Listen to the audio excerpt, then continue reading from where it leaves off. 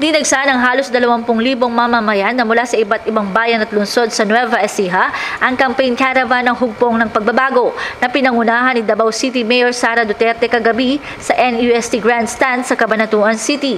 Masaya at buong puso namang tinanggap ng Partido Unang Sigaw na pinangungunahan ni Governor Cherry Umali, dating Governor Aurelio Oy Umali at Vice Mayor Doc Anthony Umali ang pagdating sa lalawigan ng mga kandidato sa pagkasenador ng Hugpong ng Pagbabago na sina dating PNP Chief Ronald De La Rosa, dating MMDA Chairman Francis Tolentino at dating senador na sina Bong Revilla at Jinggoy Estrada, re-electionist Senator Edgardo Sani Angara, journalist na si Jiggy Manicad at Pia Cayetano.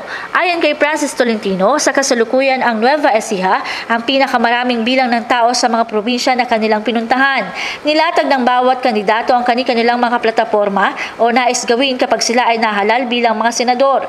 Nagpasalamat naman si Mayor Sara sa Partido Unang Sigaw at sa mga Novo Ecijano dahil sa mainit na pagtanggap sa kanila. Samantala, sa mensahe ni Attorney Oy Umali, sasamahan ng bawat Novo Ecijano ang mga naturang kandidato, ngunit isa lamang umano ang kanyang hiling na sana ay bumalik ang mga ito sa lalawigan upang magpasalamat at sama-samang sagipin at harapin ang ating mga pangarap. Para sa Balitang Nueva Ecija, Maureen Pagaraga nag-uulat. Para sa DWN Teleradyo, ang inyong kakampi.